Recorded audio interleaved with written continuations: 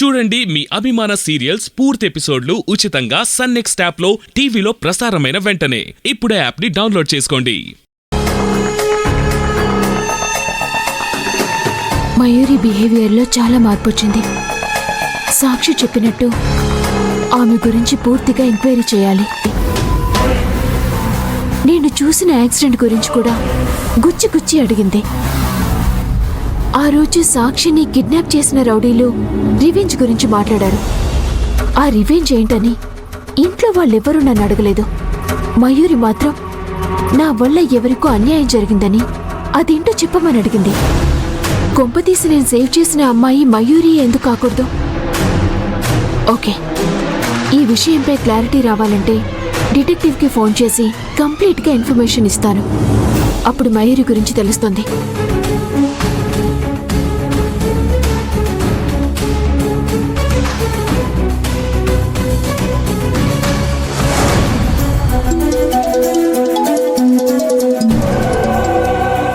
Hello, detective Madhav speaking. నా పేరు పద్మావతి. నేను బిజినెస్ ఉమెన్ని. మీ గురించి తెలుసు మేడం. మీ ఫోన్ కాల్తో పాటు మీ లొకేషన్ వివరాలు కూడా ట్రేస్ అయ్యాయి. మీరు తెలుసుకోవాల్సింది నా గురించి కాదు, మా కంపెనీ వర్క్లో జాయిన్ అయ్యి తర్వాత ఫ్యామిలీ మెంబర్గా మారిన ఒక అమ్మాయి గురించి కనిపెట్టాలి.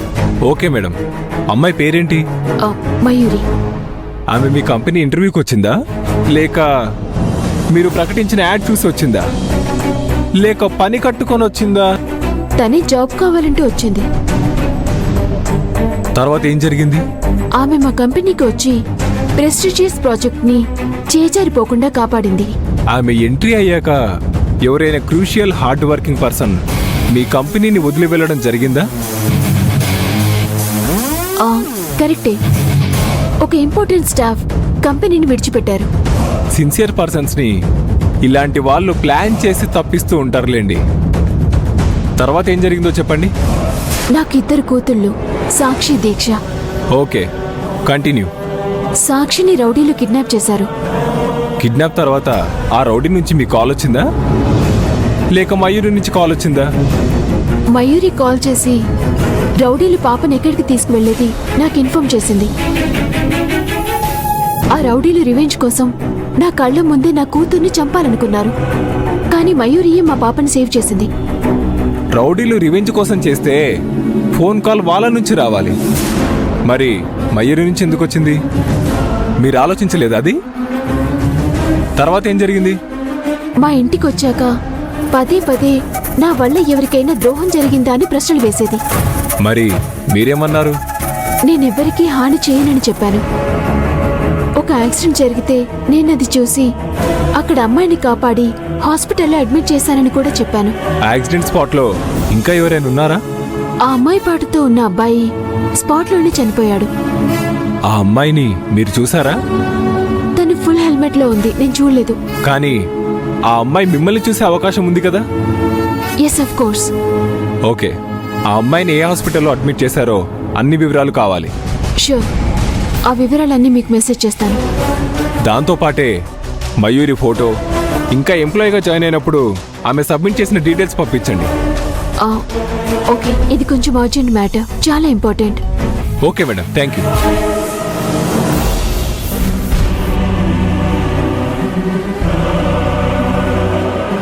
అతనేమైనా ఇన్ఫర్మేషన్ పంపిస్తే మయూరి గురించి డీటెయిల్స్ తెలుస్తాయి. అప్పుడు తన భర్తం పట్టొచ్చు.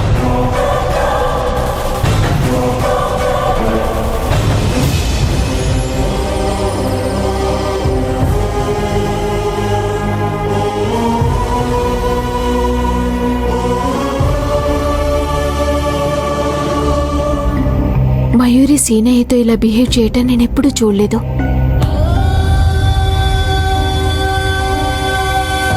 సాక్షి ఇదంతా గమనించి నన్ను హెచ్చరిస్తూనే ఉంది. నేను తన మాటల్ని ఇంతకాలం పట్టించుకోలేదు.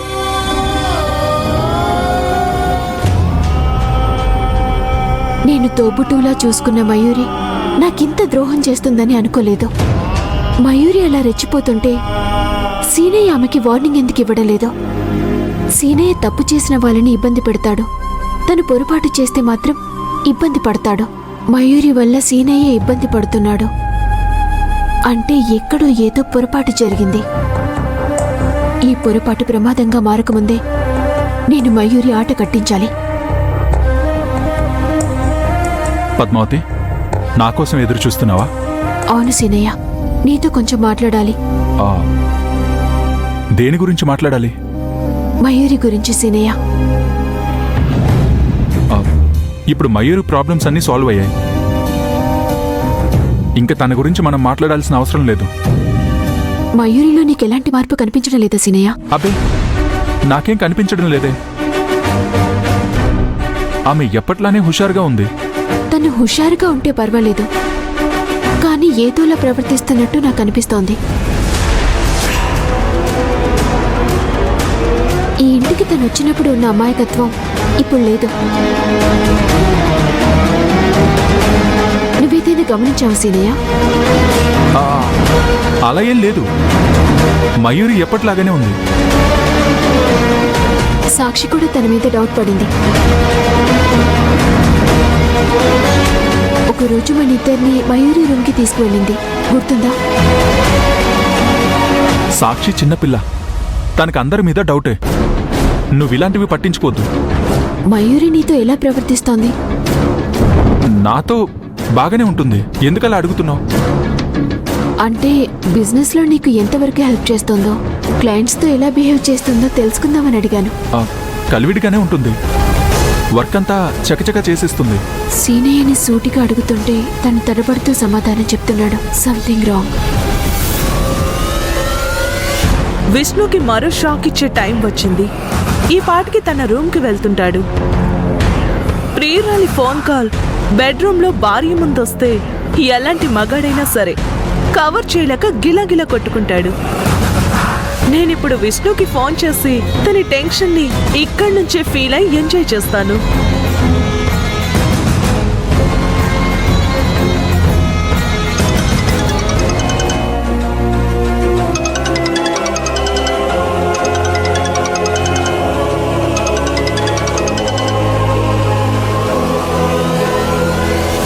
ఫోన్ వస్తుంది, లిఫ్ట్ చేయి.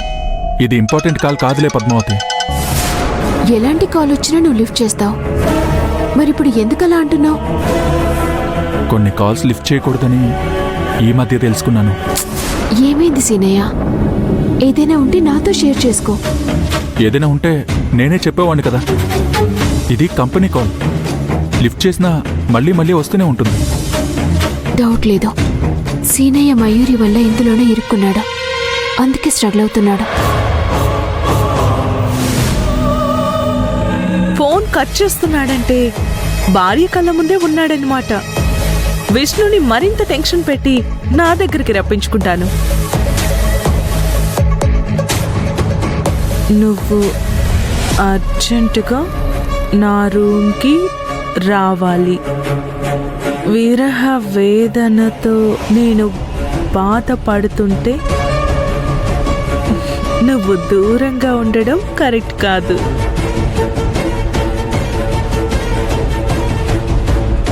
ఇప్పుడు ఈ మెసేజ్తో పాటు లవ్ సింబల్స్ కూడా పెడితే విష్ణుకి చెమటలు పడతాయి.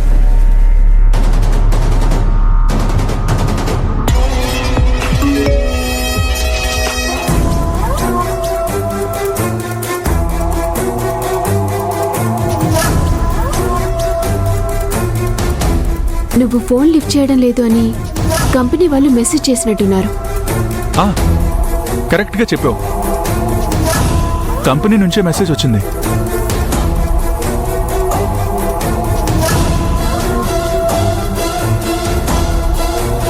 ఏమైంది?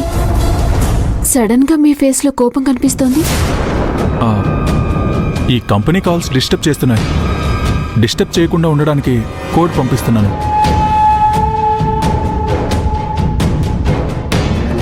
ఇప్పుడు కుదరదని మిడ్నైట్ టెర్రస్ మీదకి రమ్మని మెసేజ్ పెడతాను.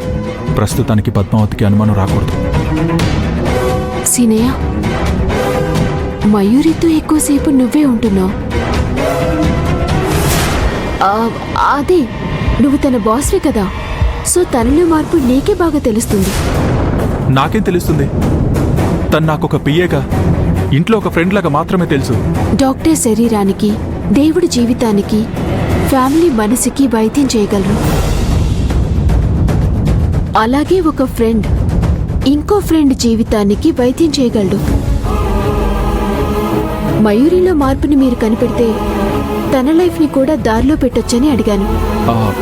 పద్మావతి, నాకు నిద్ర వస్తుంది. ఈ విషయాలన్నీ తర్వాత మాట్లాడుకుందాం.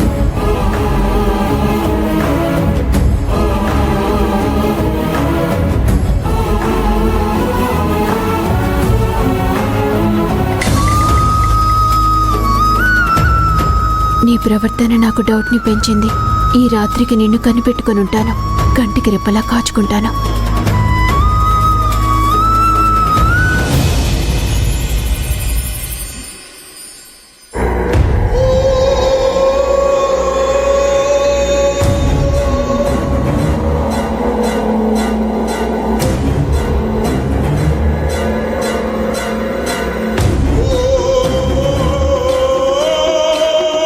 మిడ్ నైట్ టెర్రస్ మీదకి రమ్మన్నాడు. ఈ చలిలో నేను ఎదురు చూస్తుంటే తను చక్కగా నిద్రపోతున్నాడా ఏంటి? టైం 12 అయింది అంటే విష్ణు నాకు చెప్పిన టైం అయింది. ఈ పాటికి రూమ్ నుంచి అతను బయలుదేరుండాలి. ఒకవేళ టైం అయినా రాకపోతే మరో 100 మిస్డ్ కాల్స్ అతని ఫోన్ని నింపేస్తాయి. ఒకవేళ అన్ని కాల్స్ ఈ మిడ్ నైట్ వెళ్తే విష్ణుకి దడ పుడుతుంది. వైబ్రేట్ అయితే విష్ణుకి వణుకు పుడుతుంది. మొత్తానికి విష్ణుని ఈ రోజు వదిలే సమస్య లేదు.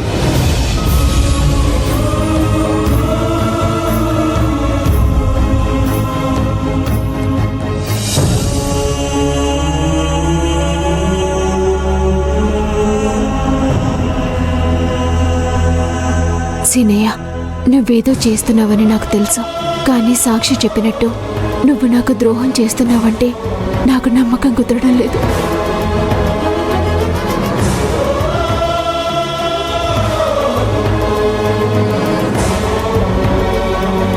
పద్మావతి ప్రశాంతంగా నిద్రపోతుంది.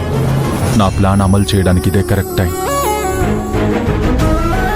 మయూరి విషయంలో ఈ రాత్రికి ఏదో ఒకటి తేల్చాలి. పద్మావతి నిద్రలో ఉండగానే ఈ పని పూర్తి చేయాలి.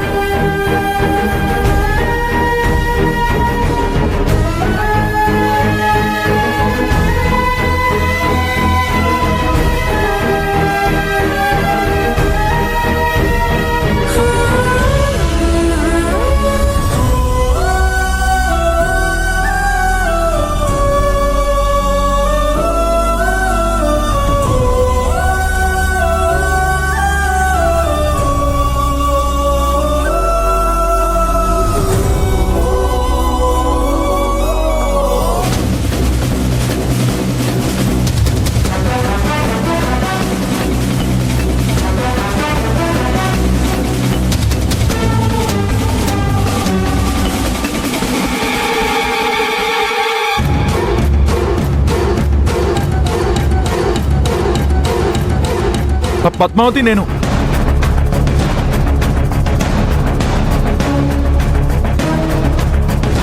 అమ్మయ్యా, పద్మావతి నిద్ర లేవలేదు. తనెక్కడ నిద్ర లేస్తుందో అని భయం వేసింది.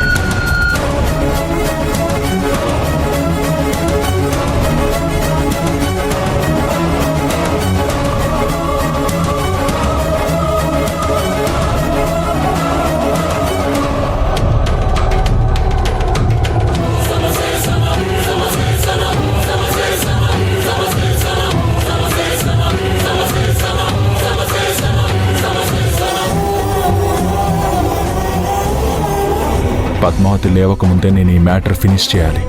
మయూరి గురించి పద్మావతి అడిగే ప్రతి ప్రశ్న నన్ను గుచ్చుకుంటుంది. టెన్షన్తో సరిగా నిద్ర పట్టడం లేదు.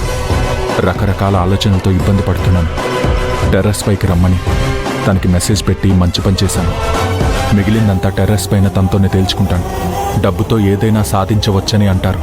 ఎంత డబ్బైనా ఖర్చు పెట్టి నా ఆనందాన్ని తిరిగి సంపాదించుకుంటాను.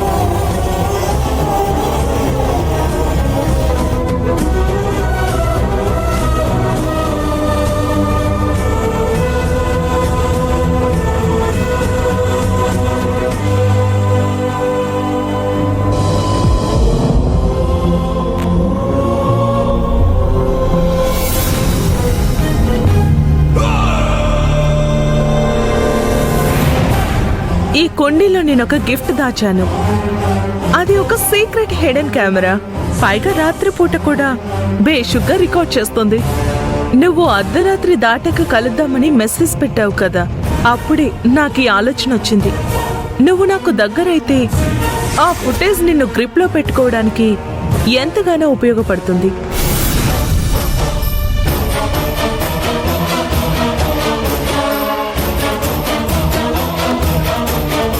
విష్ణు వస్తున్నాడు, ఇక డ్రామా మొదలు పెట్టాలి.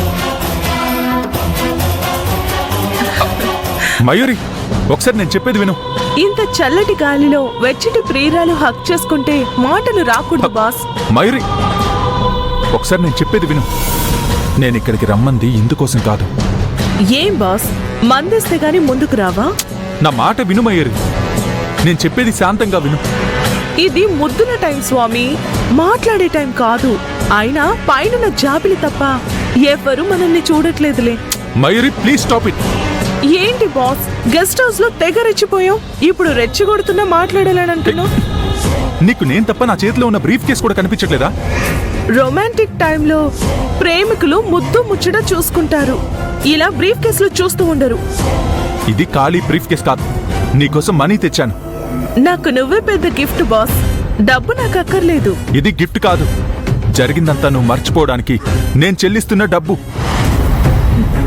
డబ్బుతో మన ప్రేమని కొనలేవు, మన బంధం డబ్బుతో ముడిపడలేదు, కాబట్టి డబ్బుతో విడిపోదు. మూర్ఖంగా మాట్లాడకు. ఈ డబ్బు తీసుకుని దూరంగా వెళ్ళిపో. నువ్వు పైసా ఇవ్వకపోయినా నీకు దగ్గరగా వస్తాను. నువ్వు కోట్లు ఇచ్చినా నీ నుంచి వెళ్ళను. పంతాలకి ఇది టైం కాదు మయూరి. పద్మావతికి మన మీద అనుమానం వచ్చినట్టుంది.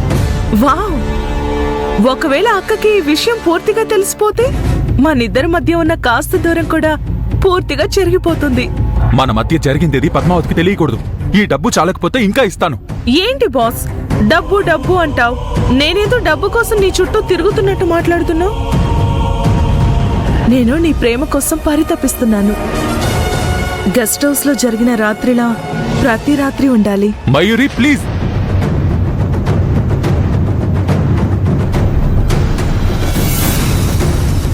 ఈ డబ్బు తీసుకొని దూరంగా వెళ్ళిపో.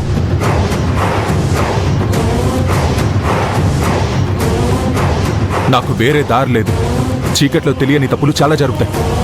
వాటన్నింటినీ వెలుగులోకి తీసుకురాకూడదు. జీవితాలు నాశనం అయిపోతాయి.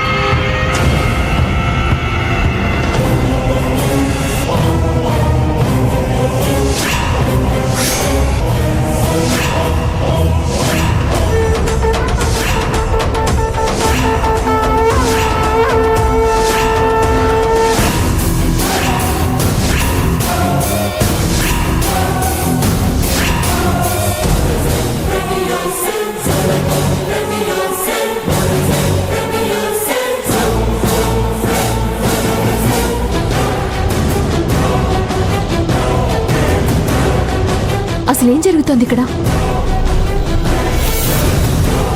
పద్మావతి, అది అది ఏం లేదు పద్మావతి.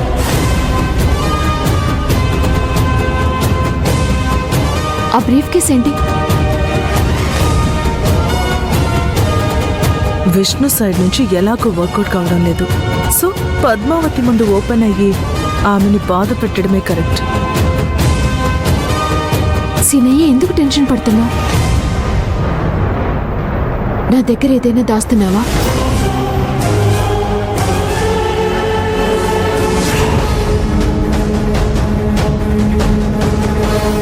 ఆ విషయం నేను చెప్తానక్క.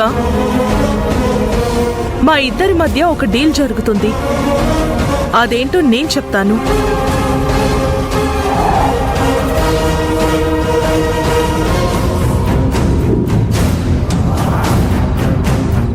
మయూరి, నువ్వు బాగు.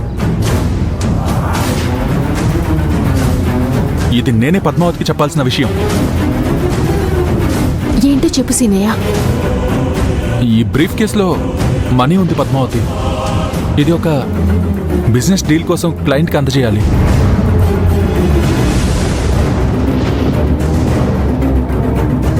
మయూరి ఈ పని కరెక్ట్గా చేస్తుందని తనని ఈ డబ్బు ఇవ్వమని రిక్వెస్ట్ చేస్తున్నాను. నిజం చెప్పడం పూర్తిగా మానేశావు సీనయ్య. అబద్ధాన్ని నేను నమ్మేలా చేయాలని చూస్తున్నావా?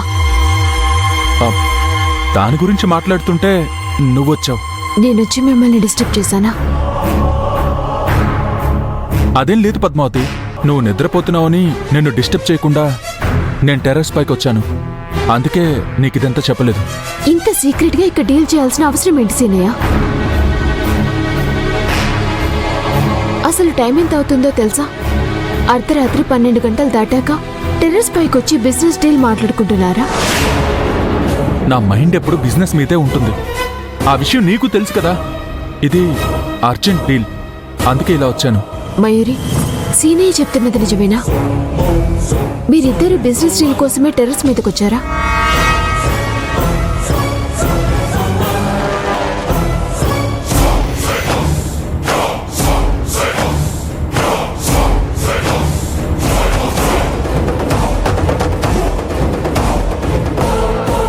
నిజమే అక్క, మేము ఆ పని మీదే టెర్రస్ పైకి వచ్చాం.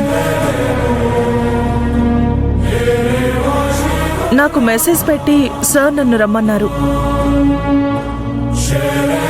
మీరు చెప్పే మాటలేవి నాకు నమ్మకం కలిగించడం లేదు.